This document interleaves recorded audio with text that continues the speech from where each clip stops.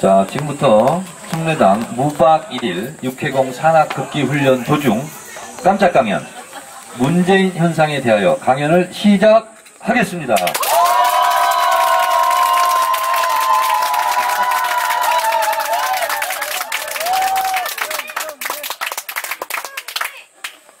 네, 새로움은 낯설음을 동반합니다.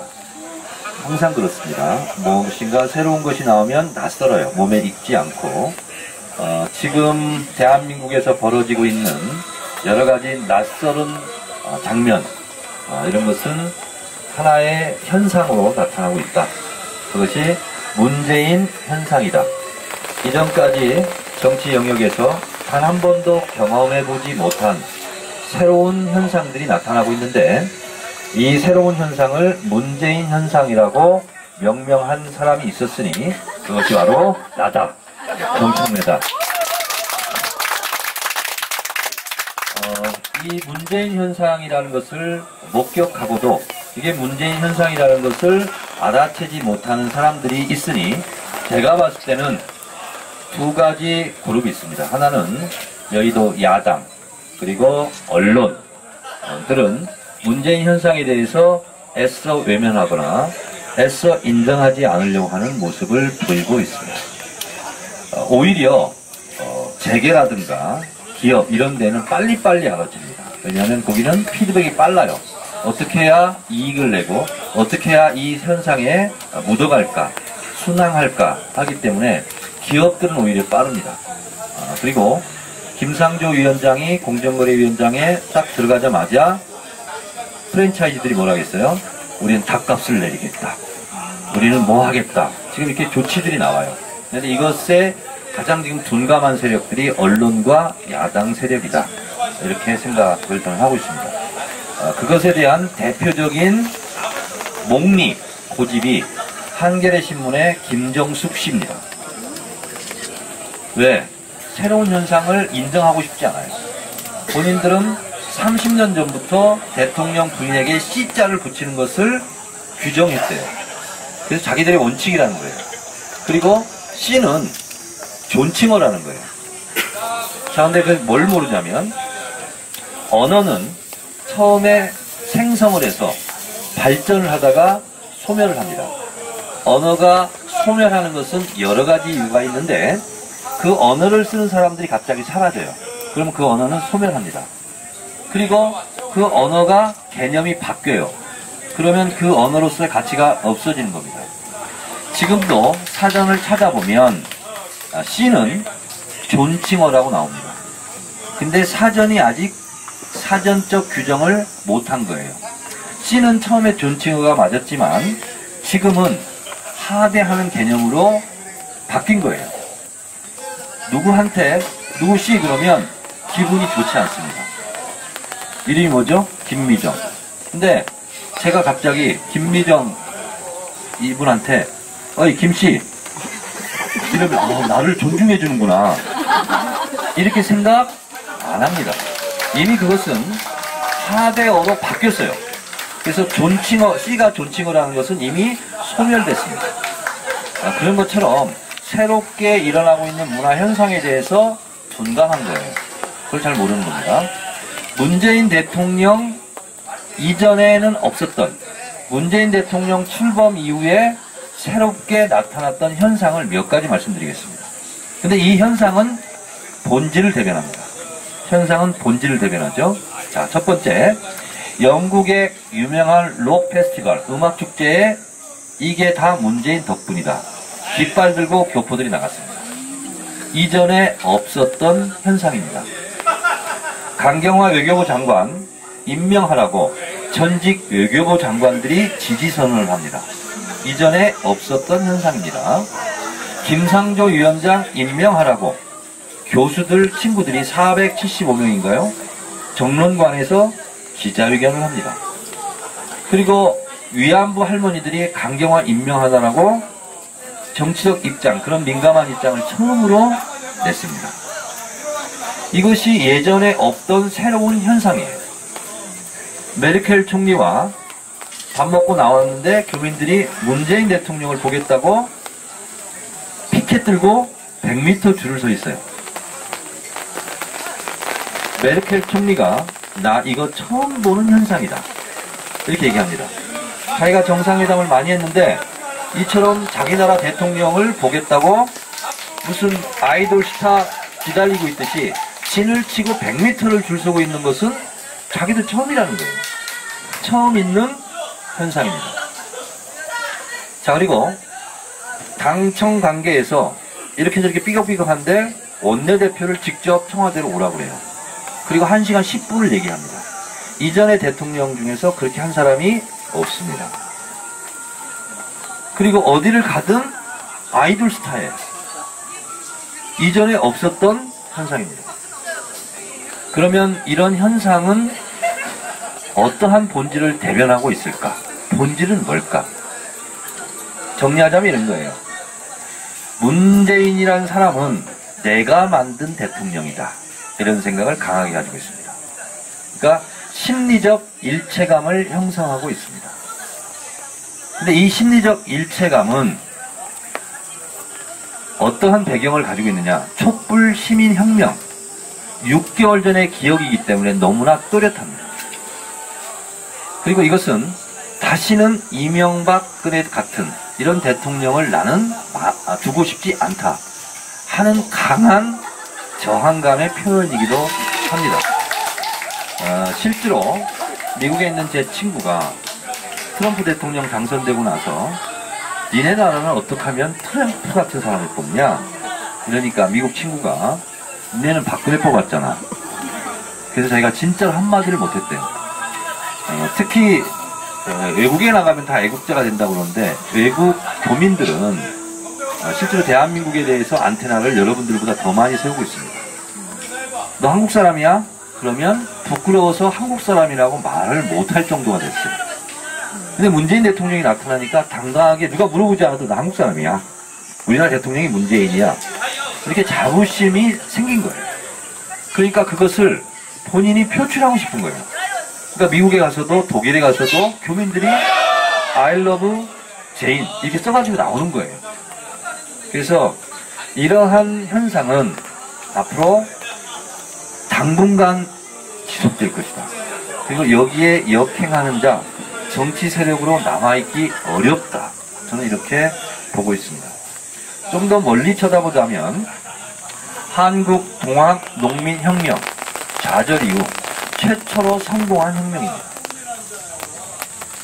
그러니까 1890년 그때 갑오농민 전쟁, 녹두장군 전봉준 이후 민중봉기, 동학농민혁명이 우리 한국 근현대사에서 왜 중요하냐면 조선 왕조 시대에 인간은 평등하다, 민심이 천심이다, 이러한 사상이 싹튼 것이 대단한 겁니다. 이것은 근대 시민혁명과 비교해도 정말 세계사 어디에도 내놔도 빛날 그러한 민주주의 정신이고 사상인 거죠.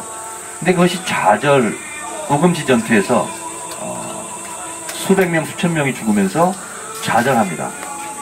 그리고 나서 우리는 일제 시대를 걷고 한국전쟁을 걷고 그리고 유신독재 거치면서 끊임없이 민중들이 정치적 진출을 했어요. 근데 마무리를 못 지었어요. 결실을 못 맺고 꽃을 못 맺어서 열매를 맺지 못했어요. 그러니까 해방 전국 때도 실제로 독립운동 세력들은 비주류로 아웃사이드를 쫓겨나고 백범 김구는 암살을 당했어요. 누가 봐도 역사적으로 보면 백범 김구 선생이 대통령이 돼야 되는 거잖아요. 근데 안 됐어요. 4.19 때도 마찬가지입니다. 이승만 정권을 몰아냈어요. 그러면 이승만 정권을 몰아낸 세력 중에 누군가가 정권을 잡아야 되는데 못 잡았어요.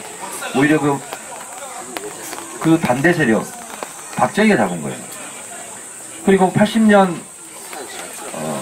서울의 봄 때 또 좌절을 감을 맛봤고, 그리고 5.18 광주민주항쟁에서 오히려 군합바로 짓밟은 세력이 또 정권을 잡고, 그래서 애써 노력해서 87년 6월항쟁을 통해서 대통령 직선제는 쟁취했는데 부분적인 승리로 끝난 거예요. 왜? 노태우가 다시 정권을 잡았어요. 그리고 30년이 지났어요. 그래서 87년, 정확하게 30년이 지난 2017년에 촛불 시민혁명으로 박근혜 정권을 몰아내고 그 자리에 우리가 원했던 대통령을 그 자리에 앉힌 거예요. 그래서 촛불을 들었던 국민들의 마음속에는 자부심이 있는 거예요. 내가 박근혜 정권을 물리치고 새로 문재인 대통령을 앉힌 거예요. 그러면 내가 만든 정권이고 내 정권이에요. 그래서 문재인 대통령이 그 상징으로 지금 떠 있는 겁니다. 그래서 문재인 대통령은 대통령 이상의 상징이 됐어요. 촛불 시민혁명들의 가슴속의 자부심으로 문재인이라는 세 글자가 아로 새겨져 있는 겁니다. 그러하기 때문에 문재인을 비판하는 것이 바로 적이에요. 문재인에게 방해가 되는 세력이나 사람은 남아남지 못합니다. 이것이 문재인 현상으로 드러나는 겁니다. 정청래 불후의 명저 국회의원 사용법 127페이지에 보면 국민들이 직접 행동해야 된다. 국회의원 갈구는 법을 제가 써놨죠. 그 여러 가지 중에 하나가 문자 보내라는 거예요. 그래서 지금 국민들이 직접 문자를 보내요. 없었던 현상. 청문회 때 청문 대상자는 많은 부족함이 있어요. 야당 의원은 당연히 지적해야 돼요. 근데 그 지적하는 야당 의원에 대해서 국민들이 항의 문자를 보냅니다. 왜? 이거 잘못되면 어떡하지? 그러면 우리 인이 상처받는데? 이런 거거든요. 왜? 내가 만든 대통령이기 때문에 그렇습니다. 이것은 지금 대략 집계를 보면 5천만 인구 중에서 약 10%, 500만이 똘똘 뭉쳐있는 겁니다. 이 세력은 이길 자가 없습니다. SNS 팟캐스트를 중심으로 매일같이 공유 확산 그리고 동의 공감을 하고 있어요. 매일같이 팟캐스트를 통해서. 그래서 이 500만 대부대가 결집해 있는 겁니다. 대한민국 어떤 세력도 500만 명 이렇게 똘똘 뭉쳐있는 세력이 없습니다.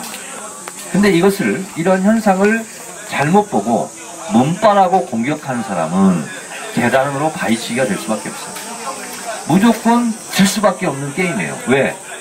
이 이상의 힘이 있는 세력이 없습니다. 그 한가운데 핵심이 문재인입니다. 내가 문재인이라면 나를 중심으로 500만 명이 포진해 있는 거예요. 그래서 이것은 새로운 문화 현상으로 자리 잡아가고 있다. 자, 그런데 안철수 현상과 비교해서 안철수 현상은 금방 꺼졌어요. 근데 그것은 실체 없는 신규리였기 때문에 그렇습니다. 근데 문재인 현상은 한국 현대사 100년을 통해서 한 번도 걸어보지 못한 승리에 대한 쾌감이 있고 그리고 꽃과 열매를 맺었기 때문에 쉽게 사그러들지 않는 현상입니다. 안철수 현상은 왜 사그러들 수밖에 없었는가? 안철수 현상은 다른 게 없었어요. 안철수가 정치의 경험이 없기 때문에 안철수 현상이 일어났습니다. 정치를 하지 않았기 때문에 정치에 때묻지 않았다 하는 막연한 신기루 같은 현상이었어요. 그것은 기존의 정치인들에 대한 신물 그리고 적대감의 상대적 표현이었어요. 그러면 안철수가 안철수 현상을 알았을까? 저는 몰랐을 거라고 봐요. 안철수가 안철수 현상을 몰랐다. 근데 그거를 저는 알았어요. 왜냐? 뭔가는 잘 모르지만 어쨌든 지금까지 정치 질서, 정치꾼들 이게 너무 싫어. 근데 왠지 노블리스 오블리제를 하고 있는 안철수가 좋아. 저 사람이 정치를 했으면 좋겠어 라는 기대였지 그 사람의 실력이 검증된 건 아니었어요. 자, 안철수가 들고 나온 게 새 정치였습니다. 지금은 완전 세됐죠. 그러면 하늘 아래 새로운 건 없어요. 새 정치가 뭔가라는 것을 안철수는 몰랐어요. 새 정치는 뭐지? 이게 설명 하나 못해요. 그럼 뭘 가지고 설명해야 되냐면 구정치를 설명해야 돼요. 그리고 그 구정치를 깨트리는 것이 새 정치다. 그래서 나는 그 구정치를 깨는 역할을 하겠다. 이렇게 나갔어야 돼. 국회의원 100명 줄이겠다. 이건 새 정치가 아니거든. 그것은 정치를 모르기 때문에 실력이 없기 때문에 나온 얘기거든요. 자, 그럼 구정치는 뭐냐? 제가 얘기하겠습니다. 구정치는 해방 이후 반공 이데올로기입니다. 이것이 한국의 정치를 가로막는 거였어요. 그 정통성이 없는 정권들이 항상 내세우는 것이 무찌르자 공산당이었어요. 때려잡자 김일성이고. 그러면서 사람들 입을 막는 역할을 했어요. 그것이 정치 발전을 상당히 막았습니다. 그러면 반공 이데올로기 이것을 나는 깨겠다. 이렇게 갔어야 돼요. 구정치의 핵심 뿌리가 그겁니다. 그리고 여기에 뭐가 얹어졌냐면 지역 감정이 얹어졌어요. 그럼 나는 지역 감정을 깨겠다. 이렇게 얘기가 나와요. 그러면서 새 정치를 열겠다. 이렇게 나와야 돼요. 그 다음에 뭐예요? 부패 정치예요. 정경유착, 부패 정치. 그게 구정치거든. 나는 거기에 도전하겠다. 깨겠다. 그래서 새 정치를 열겠다. 이렇게 갔어요. 그리고 이명박근혜 정권 동안 끊임없이 자행되었던 종북몰이 종북사냥. 이것은 구악이다. 나는 그것을 깨는데 온몸을 던지겠다. 그러면서 이러한 구정치를 나는 영원히 이 지구상에서 추방시키겠다. 그러면서 나는 그 정반대의 개념인 새정치를 열겠다. 이게 갔어야 되는 거예요. 근데 안철수는 그런 걸 못했어요. 왜? 알지 못했을 거라고 봐요. 근데 문재인 현상은 안철수 현상처럼 물거품이 돼서 금방 깨질 수 없는 것이 역사적으로 가장 그래도 부분적인 승리인 6월 항쟁까지 갔었는데 국민들이 자기들이 원했던 그런 대통령을 처음 앉힌 거예요. 자기들이 촛불 시민혁명을 통해서 앉힌 처음 맞는 대통령이에요. 너무나 소중하고 귀한 존재입니다. 이 기억은 굉장히 오래갑니다. 그리고 불행한 역사지만 노무현 대통령을 잃었어요. 다시는 노무현 대통령처럼 그렇게 허망하게 잃지 않겠다 하는 다짐입니다. 그래서 문재인 대통령은 노무현 대통령의 피값으로 싸운 공자탑입니다. 일국의 대통령이 불행하게 서거를 했어요. 그때 울었던 감정들은 얘기만 하면 지금도 되살아나요. 나도 지금 그 생각을 하면 눈물 나려고 그래. 그런 기억을 수백만 수천만이 가지고 있어요. 그 감정은 지울 수가 없어요. 왜? 내가 눈을 뜨고 정치를 알면서 가장 슬픈 순간입니다. 그거를 공유하고 있는 사람들이 저기 울고 있다 또. 눈물 나거든. 나도 지금 눈물 나거든. 그 사람들이 1000만이 넘고 2000만이 넘어요. 그 감정의 밑바탕에 문재인 대통령이 서 있는 거예요, 지금. 다시는 노무현 대통령처럼 그런 일을 우리는 다시는 맞이하고 싶지 않다. 그때는 못 지켜줬는데 이제는 내가 지켜야 되겠다. 이런 생각을 하고 있는 거예요. 이 감정은 너무나 깊이 뿌리 박혀 있기 때문에 민주 진보 개혁 진영에 또다시 그런 일을 반복해서는 안 되겠다 하는 감정의 기제가 너무 꽉 잡혀 있습니다. 그래서 이것은 문재인 현상처럼 사상 누각이 아닙니다. 마음속 깊은 곳에 자리 잡고 있어요. 그래서 문재인 현상은 쉽게 사그러질 현상이 아니다 라는 겁니다.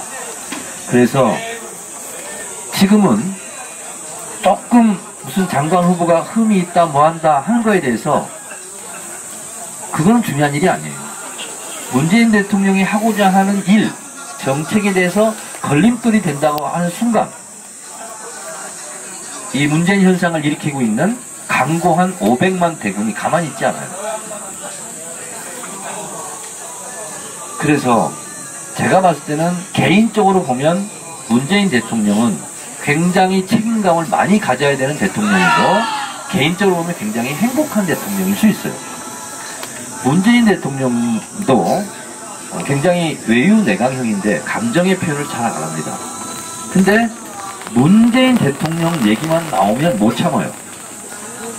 지난번 TV토론 때 홍준표 후보가 문재인 대통령 후보에게 노무현을 건드니까 못 참아요. 이 보세요. 이거는요 김총수로 치면 엄청난 욕하고 있는 거야. 이 보세요. 그게 뭐냐면 진짜 화났다는 거거든요. 그건 뭐냐면 노무현 대통령에 대한 문재인 대통령의 감정의 선이에요. 그걸 건들면 폭발해요. 그리고 평상시 얘기할 때도 노무현 대통령 얘기할 때 보면 이렇게 눈가에 이슬이 만맺혀요. 문재인 대통령. 정말 노무현 대통령을 좋아하더라고. 사람으로서도 좋아하고 어떻게 보면 존경심 이런 것을 문재인 대통령이 갖고 있더라고. 근데 그게 문재인 대통령만 그런 것이 아니라 여기 와 있는 우리도 그렇고 송수진은 좀 안 그런 것 같은데 그래요? 이렇게 이제 어린 친구들도 이렇게 엄마 아빠들이 삼촌들이 언니들이 누나들이 형들이 하는 것을 그 감정을 이어받게 돼 있어요. 그래서 이것은 굉장히 오래가는 현상이다 이렇게 보는데, 그러면 이 문재인 현상이 대한민국의 정치를 발전시킬 것입니다.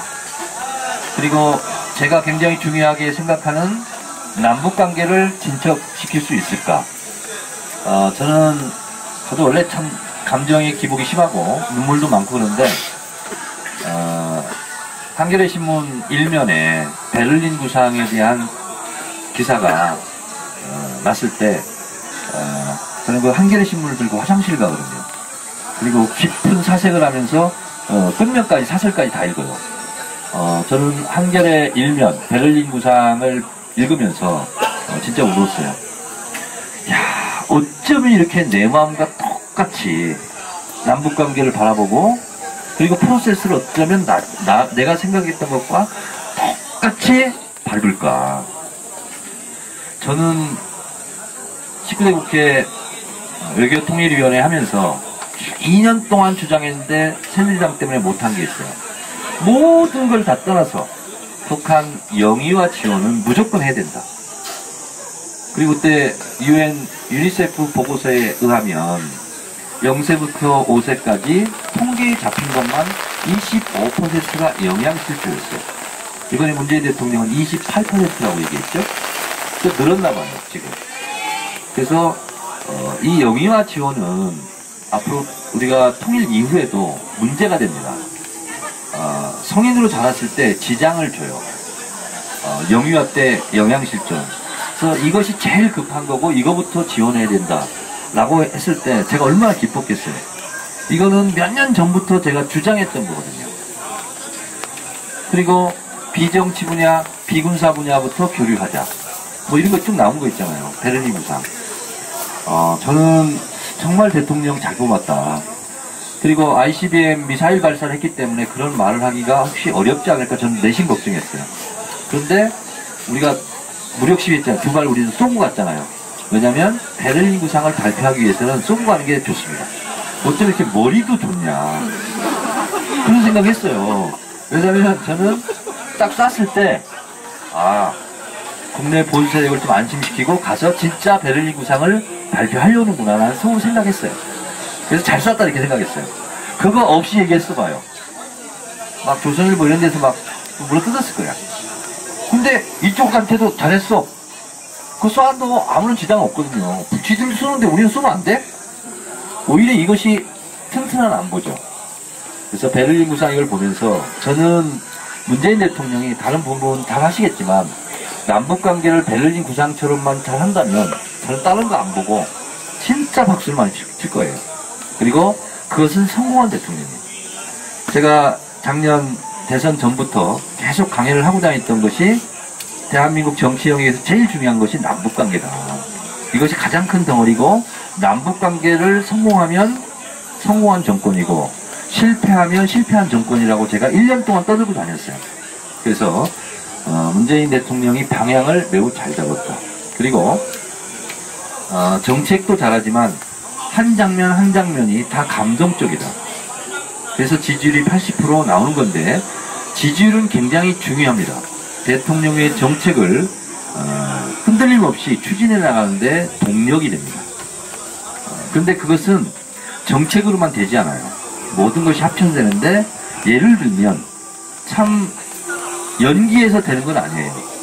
그 초등학교를 갔는데 늦게 와가지고 사인 못 받고 그 스케치북 뭐 찾고 있는데 쭈그리 앉아가지고 그 기다리고 있는 그 사진 한 장면, 그것이 주는 감동은 굉장히 큰 거예요. 다행히 배가 안 나온 대통령이어서 배 나온 사람이 그냥 쭈그려 있는 그 자세가 안 나오거든. 김호준 총수는 자기는 못한다잖아. 그 자세가 안 나와. 그리고 그 5.18 때 그 김소영 씨 뒤쫓아가가지고 안아주고 그런 장면. 그런 것은 누가 기획했겠어요? 아니면 연기에서 나오는 게 아니거든. 기획이나 연기를 되는 게 아니에요. 심성이 그러합니다.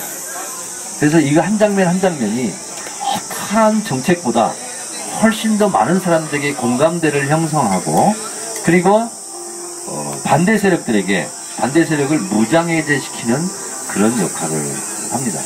그래서 지금 3박자가 맞아서 돌아가고 있습니다. 저는 더불어민주당 소속이지만 더불어민주당 국회의원들만 좀 정신을 제대로 차렸으면 좋겠어요. 맞아요. 네, 맞아.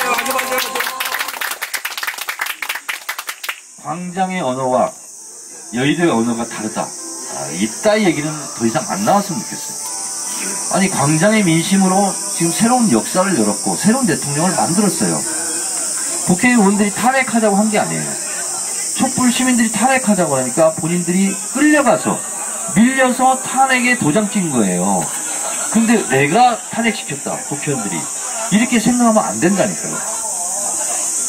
정치 지도자, 정치를 하고 있는 국회의원 이상 내가 정치 지도자라고 말하는 사람은 시대의 흐름을 못 읽는 사람입니다.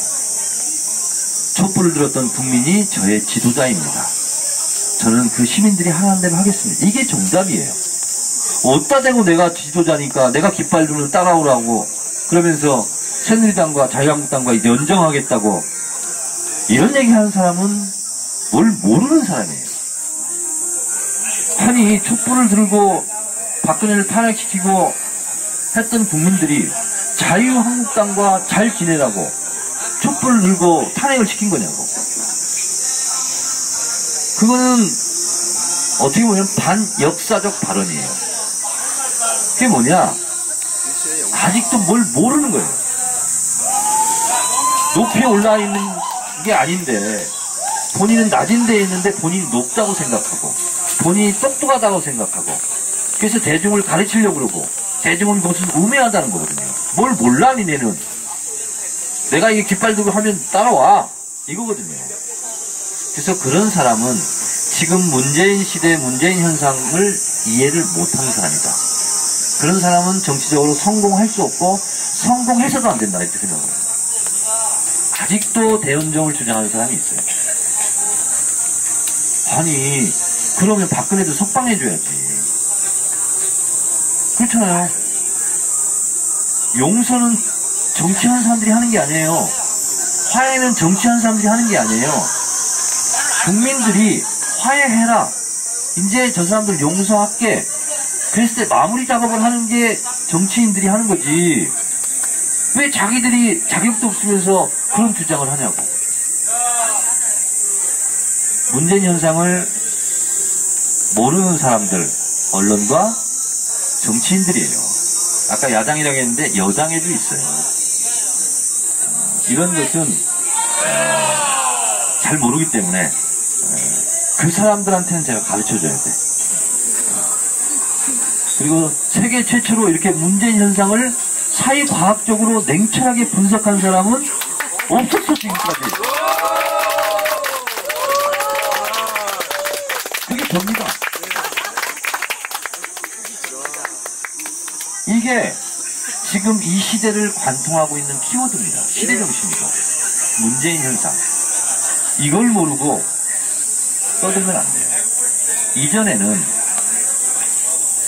왠지 야당을 하는 것이 지식인 것 같고 민주세력인 것 같고 폼나는 것 같고 간지나는 것 같았어요.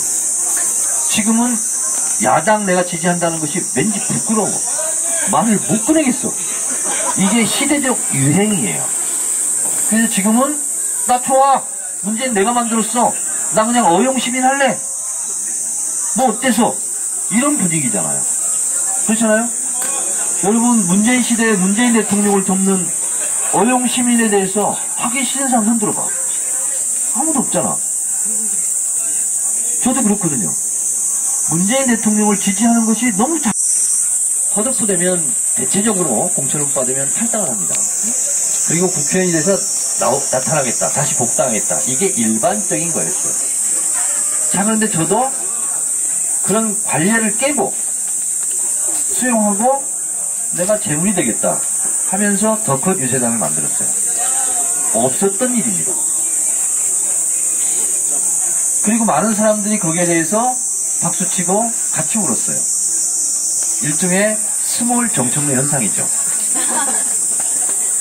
광주 송정리 유세에서 실제로 있었던 얘기예요. 제가 무릎을 쳤는데 한 40대 중반 정도 된 남자가 덩치가 남산만한 사람이 와서 울고 있어. 유세를 하는데 계속 울고 있어요. 그 유세가 끝나고 내려가서 내가 물었어요. 다른 사람들은 사진 찍자고 그러는데 이 사람은 그런 얘기도 안 하고 계속 울어. 그래서 제가 물었어요. 왜 이렇게 우냐고. 그랬더니 정말 그 친구가 이렇게 얘기했어요. 의원님, 저 같은 사람 다 필요 없다는 얘기죠? 처음에 잘 못 알아들었어요. 예? 아니, 의원님을 좋아하는 저 같은 사람 다 필요 없다는 얘기죠? 그래서 조금 감이 와서 무슨 말이에요? 그랬더니 의원님을 좋아하는데 의원님을 잘라버렸으니 나도 잘라버린 거 아니에요? 이렇게 얘기를 해요. 그 순간 아, 이 사람이 왜 이렇게 와서 울고 있구나 하는 것을 제가 단번에 느끼고 알아줬어요. 덩치도 나보다 더 큰데 내가 알아줬어요. 그러면서 탈당하지 마세요. 자기는 탈당할 거네. 탈당하지 마세요. 제가 탈당을 안 했는데 여러분들이 탈당하면 제가 당에서 더 힘이 없잖아요.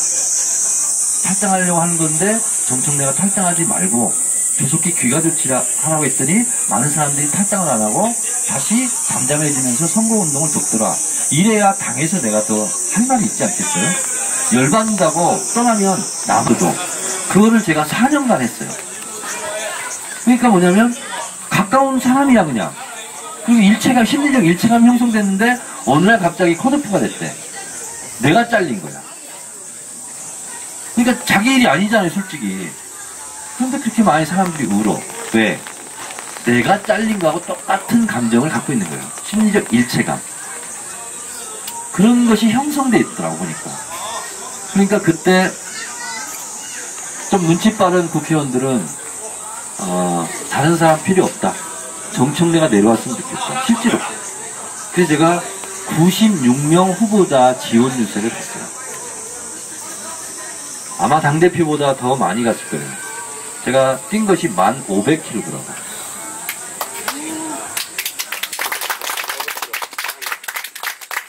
이게 뭐냐면 제가 똑똑해서 제가 인기가 많아서 라기보다는 저는 정청래 같은 사람을 어떻게 하면 자를 수 있지? 도대체 말이 돼? 이런 거였어요. 그러니까 정청래가 울고 있을 것 같으니까 나도 막 슬퍼. 나도 막 눈물이 나는 거야. 정치인에게 있어서 이런 심리적 일체감과 심리적 연대감을 갖는 정치인은 솔직히 말하면 행복한 정치인이에요. 맞습니다. 그런 의미에서 문재인이라는 정치인, 대통령은 굉장히 행복한 사람입니다. 노무현 대통령에 대한 심리적 일체감을 갖고 노무현 대통령 얘기만 나오면 눈물이 글썽거리는 사람들이 다 문재인 대통령 편이에요. 그래서 문재인 대통령은 굉장히 강한 대통령인 거예요. 이런 대통령이 일찍이 없었습니다. 쉽게 흩어지지 않는 대부대입니다. 문재인 대통령이 사람이니까 실수도 할 수 있겠죠. 실수가 뭐 중요해? 우리인이 지키고 있는 거예요. 이것이 문재인 현상이다. 그리고 이것은 굉장히 역사적인 것이다. 일시적 현상이 아니다. 라고 저는 확신합니다. 그래서 결국은 이런 현상인데 그러면 나 아니어도 500만 명이 있다는데 난 빠져야지 이렇게 생각하면 안 돼. 그건 양심불량이야. 이런 얘기를 들었으니까 내가 더 핵심이 돼야지, 더 강고한 전선을 내가 형성해야지 이렇게 생각해야 돼. 송수진 알겠냐고. 여기 오기 잘했죠? 응? 이런 주옥 같은 성경 말씀 같은 걸 듣고 있잖아 지금. 네. 이게 문재인 현상의 핵심입니다. 대한민국을 지배하고 있는 새로운 시대 정신, 새로운 시대 흐름입니다. 여러분, 문재인 현상을 일으키는 사람이 되자. 라고 저는 여러분께 권하는 겁니다. 네. 내가 문재인이다. 라는 거예요. 그래서 이러한 시대를 미리 예견하고 내가 정청래이다. 내가 청래다. 내가 청래당. 이래서 청래당을 제가 창당하시고 이렇게 상하기까지 온 거예요. 그럼 여러분들은 또 뭐가 되냐? 문재인당 당원들이 돼야 돼요. 내가 문재인이다.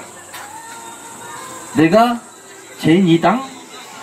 그래서 재인당 당원들이 돼야 됩니다. 이걸 어떻게 1년 전에 알고 이런 것을 창시하신 청래당 총재는 너무 정치적 해안이 높은 거 아니야? 딱 들어맞잖아요. 그래서 청래 당원들은 모두 재인당 당원을 동시에 이중 당적을 재인당이 돼서 앞으로 이 시대를 이끌어가는 내가 앞줄에 서 있겠다. 그리고 열심히 뚜벅뚜벅 걸어가겠다. 그것이 문재인 현상을 지속적으로 꺼지지 않는 불꽃으로 러시아 혁명에 이스크라라고 있었어요. 이스크라. 이게 불꽃이라는 기관지였거든요. 그래서 대한민국의 이스크라, 그것이 바로 청래당이다. 이렇게 생각하면 자부심을 안 가질래야 안 가질 수가 없어요. 오늘 처음 나온 성수진, 응? 고려대학교. 앞으로 잘 해주시기 바랍니다. 네. 벌써 내가 됐어. 이거 숫자가 바로 거수경력을 딱 이렇게 하네. 절도가 있어. 이런 얘기를 들었는데도 불구하고 앞으로 청래당에 소홀하거나 그러면 내가 역사적으로 죄를 짓고 있구나. 이렇게 생각하면 틀림이 없어요. 아셨죠? 자, 그리고 저 건너편에 있는 실미도가 있습니다. 한번 보여주세요. 저 실미도는 반공 이데올로기. 반공 이데올로기에 어떻게 보면 상징처럼 되어 있는 곳입니다. 그리고 남북분단의 아픔도 서려있는 그런 곳입니다. 제가 아까 구정치를 얘기하면서 첫 번째로 꼽은 게 뭐였어요? 반공 이데올로기였습니다. 1986년 당시 통일민주당 소속 유성환이라는 국회의원이 있었습니다. 국회 본회의장에서 대한민국의 국시는 반공이 아니라 통일이어야 한다고 그 말에서 구속당했습니다. 통일이 국시해야 된다. 근데 왜 통일이 국시냐? 반공이 국시지. 이래서 감옥에 갔어요. 현역 국회의원이. 그 국회 본회의장 발언인데 바로 구속됐어요. 그런 게 1986년이에요. 불과 31년 전에 있었던 일이에요. 국회의원이 국회 본회의장에서